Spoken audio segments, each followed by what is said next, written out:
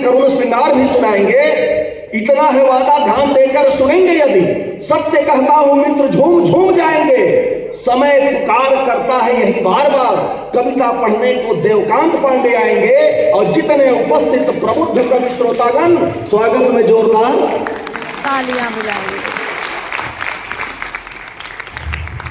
मंच को प्रणाम करता हूँ। धन्यवाद भाई विनय विनम्र जी अभी बच्चों की बात कर रहे थे तो मुझे अपने बच्चे की बात याद आ गई। यदि मेरे बच्चे ने मुझसे पूछा कि पापा ये बताओ कि आपको मम्मी के अंदर ऐसा क्या नजर आया कि आपने उनसे शादी कर ली। मैंने कहा बेटा वो तेरी माँ के जो गाल पे वो काला सा तिल है ना, वो देख करके ही मैं। बोला क्या पापा, आपने भी एक छोटे से तिल के चक्कर में पहाड़ जैसी मुसीबत मोल ले ली। तो ये है आजकल के बच्चे। मंच को प्रणाम करता हूँ, महाशारदे को प्रणाम करता हूँ, आदरणीय विमानपत्तन निदेशक महोदय बैठे हुए हैं, तमाम वरिष्ठ अधिकारी बैठे हुए हैं। आप सबकी उपस्थिति को नमन करते हुए प्रणाम करते हुए चार पंक्तियां मैं देता हूँ जो कि हिंदी का एक कार्यक्रम है जी। स्वागत। कि न तो कमजोर की भाषा नहीं बेजान है हिंदी, दमकते हिंद की अब तो नई पहचान है हिंदी।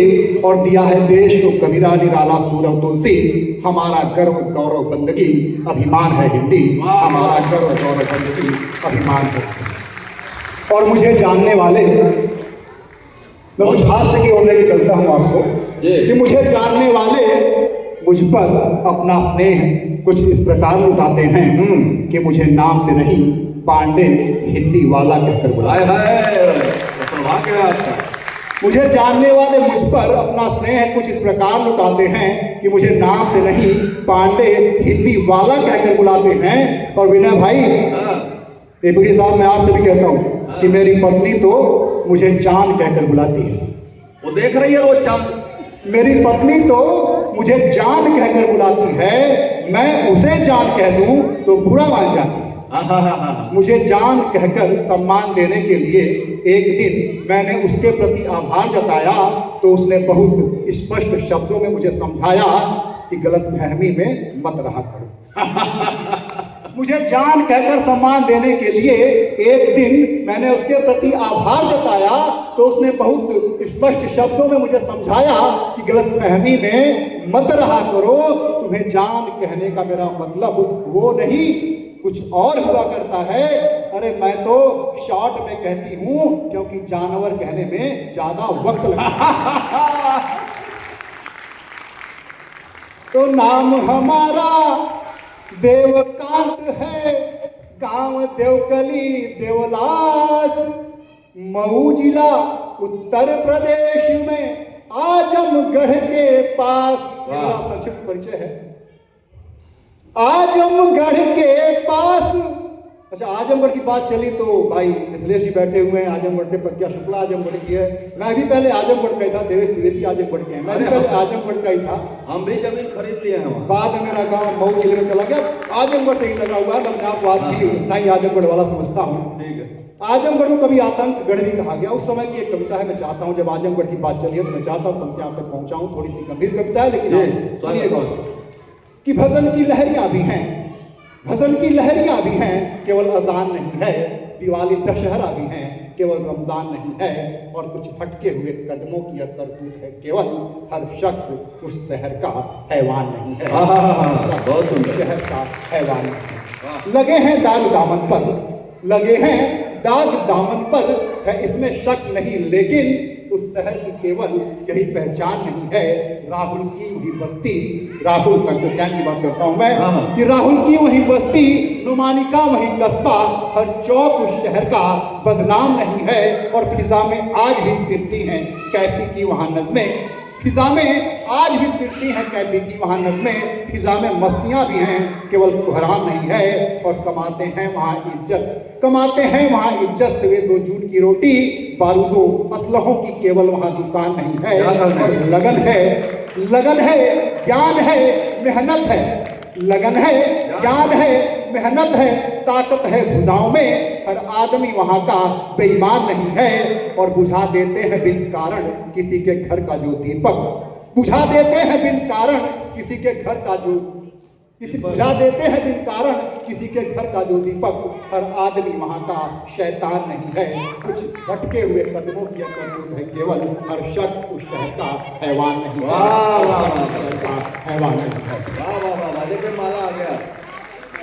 हाँ आइए, माला माल हो गए। अरे पहन लीजिए, पहन लीजिए। दिखते हैं शोर नहीं पहन है।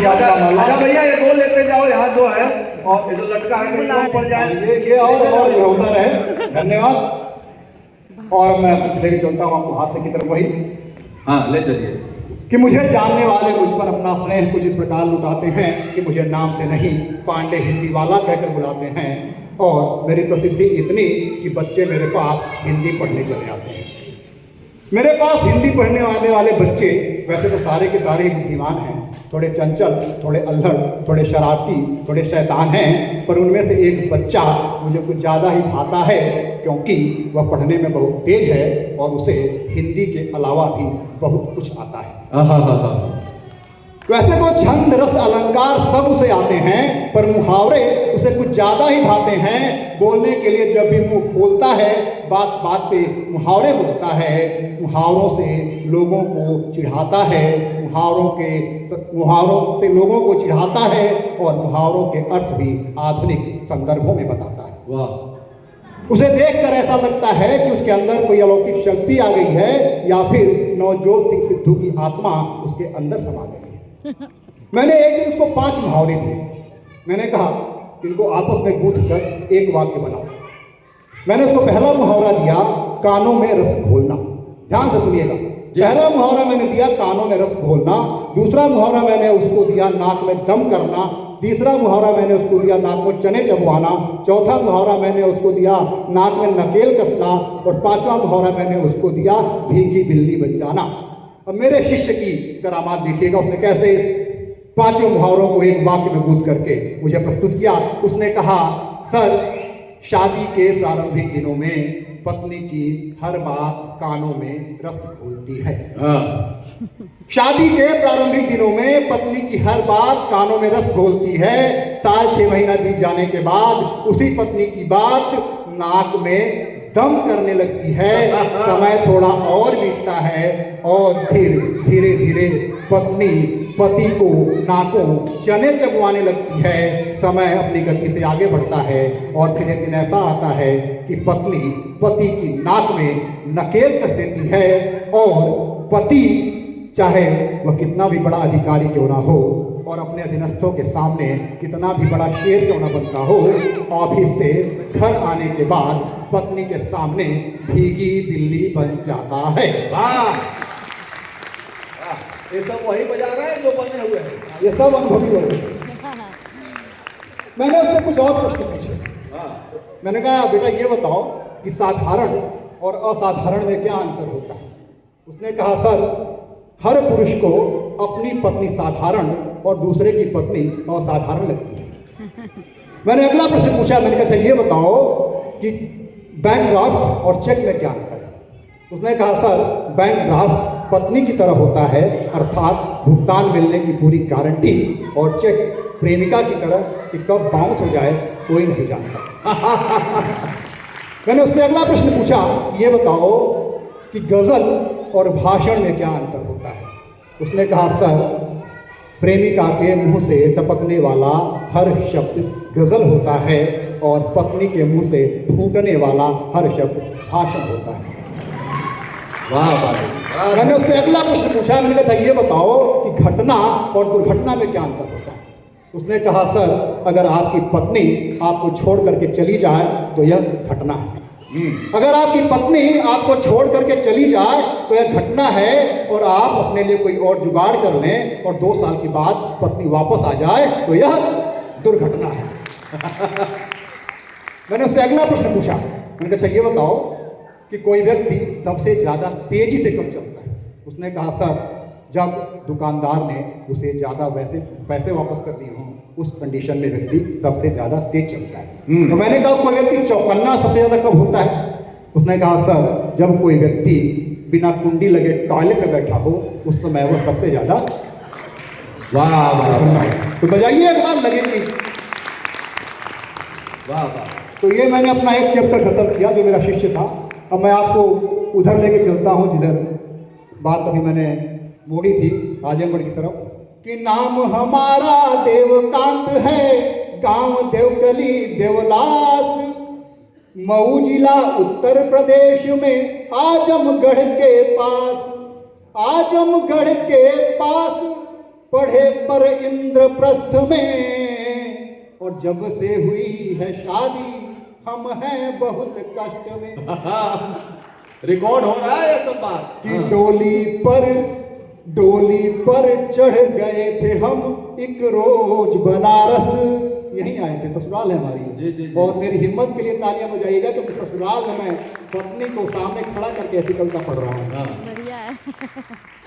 कि घोड़ी पर चढ़ गए थे हम एक रोज बनारस, तभी से है जीवन में मेरे घोर अमावस। पढ़ी लिखी पत्नी फिलॉसफर झाड़े दर्शन। एक ही समस्या है कि शादी के बाद से अब तक वो ये मानने को तैयार नहीं है कि मैं समझदार हूँ। वो हमेशा मुझे बुद्धिहीन, बेवकूफ, न जाने किन किन संज्ञाओं से विभूषित करती रहती है। एक दिन उसने पड़ोस वाली भाभी से बोला कि बहन, मेरा पति एक नंबर का बेवकूफ और निकट्टू है। भाभी ने हाँ में हाँ मिलाया, बोली हाँ बहन, मुझे भी लगता है कि तुम्हारा पति एक नंबर का बेवकूफ और निकट्टू है। पत्नी को शक हुआ। अच्छा, पत्नियों की एक आदत होती है कि वे खुद अपने पति को कुछ भी कह लें, अच्छा या बुरा, सर पे बेलन तोड़ दें, झगड़ा कर लें, कुछ भी कर लें, पर अगर कोई दूसरी महिला उनके पति के बारे में कुछ भी कहे तो उनके कान खड़े हो जाते हैं। पत्नी को शक हुआ। पत्नी ने पूछा, अच्छा बहन ये बताओ कि तुम्हें कैसे मालूम कि मेरे पति बेवकूफ और निकट्टू हैं? पड़ोस वाली भाभी ने कहा, देखो ना, मैं रोज आधुनिक वस्त्र वेशभूषा धारण करके, मेकअप करके कॉलोनी में निकलती हूँ। कॉलोनी के सारे मर्द मेरी तारीफ करते हैं, उससे बात करने को लालायित रहते हैं, तो एक तुम्हारा मर्द है जो नजर उठा करके भी नहीं देखता। और मैं आपको बताना चाहता हूँ मेरे भाई कि मैं देखता तो हूँ पर दिखाता नहीं हूँ, कनखियों के कर्तव्य जताता नहीं हूँ। कहीं पत्नी देखे फिर जी भर के कूटे, इसी डर से कुछ बोल पाता नहीं हूँ, इसी डर से कुछ बोल पाता नहीं। करते हैं कि माना की जिंदगी की नादानी चली गई, कि माना की जिंदगी की नादानी चली गई। ऐसा नहीं कि खूह की रवानी चली गई। वाह वाह वाह वाह। और इस हाल में मुझे देखकर ऐसा न सोचिए कि सर से गए जो बाल तो जवानी चली गई। और आई है जब से जिंदगी में फूल बन के वो आप भी फूल लेके आ गए। आइए ले लीजिए और वो सब दे दीजिए जो वहाँ लटका रखे हैं, लेते जाओ भैया। ये सब माला आई है जब से जिंदगी में फूल बन के वो फूल जीवन की मेरे सारी आई है जब से जिंदगी में फूल बन के वो जीवन की मेरे सारी वीरानी चली गई। बहुत बढ़िया पांडे जी। और बांधा है अपने इश्क में, कि बांधा है अपने इश्क में उसने तो इस कदर, कि बांधा है अपने इश्क में उसने तो इस कदर, किसी बेवफा की मन से निशानी चली। वाह वाह। माना की जिंदगी की नादानी चली गई। किसी कवि ने लिखा कि सावन में रेगिस्तान चढ़ जाते हैं, सावन में रेगिस्तान चढ़ जाते हैं, बहारों में कांटे भी महक जाते हैं, निर्दोष जवानी में झुझलाओ साथी, इस उम्र में अक्सर लोग बहक जाते हैं। वाह वाह। चार पंक्तियां और देता हूँ, मस्ती की पंक्तियां सुनिएगा। कि प्रेम इश्क लाजिमी है, दिल लगाओ प्यार करो, प्रेम इश्क लाजिमी है, दिल लगाओ प्यार करो, मन की थकन तन्हाई भाग जाएगी। अभी देवेश भाई हमसे पूछ रहे थे कि पांडे जी बताइए कि प्रेम कब करना चाहिए, शादी से पहले कि शादी के बाद? मैंने कहा देवेश भाई कभी भी कर लेना, पर यह ध्यान रखना कि बात घर में पत्नी को पता नहीं चलनी चाहिए। कि प्रेम इश्क लाजिमी है, दिल लगाओ प्यार करो, मन की थकन तन्हाई भाग जाएगी।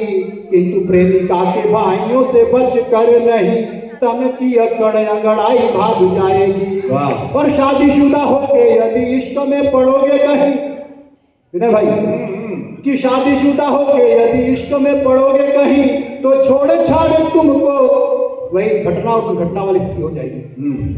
कि शादीशुदा होके यदि इश्क में पड़ोगे कहीं, तो छोड़ छाड़ तुमको लुगाई भाग जाएगी।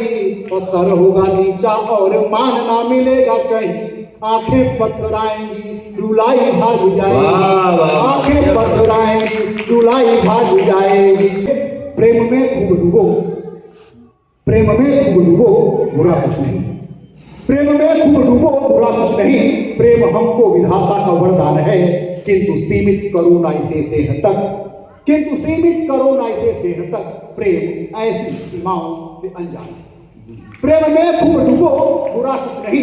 प्रेम हमको विधाता का वरदान है, किंतु सीमित करो ना इसे देह तक। प्रेम ऐसी सीमाओं से अनजान है। प्रेम वह जो कि राधा कन्हैया में था। प्रेम वह जो कि राधा कन्हैया में था, कृष्ण की बांसुरी और गैया में था।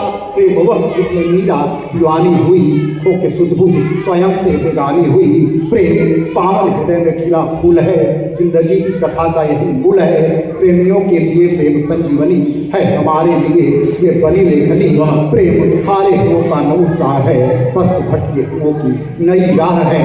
प्रेम हारे हुओं का नौ उत्साह है, पस्त भटके हुओं की नई राह है। प्रेम का नभ से भी ज्यादा विस्तार है। प्रेम जीवन को जीने का आधार है। आज आओ करें प्रेम की वंदना, आज आओ करें प्रेम की वंदना। प्रेम पर ही टिका सारा संसार है, प्रेम पर ही टिका है, प्रेम पर ही टिका सारा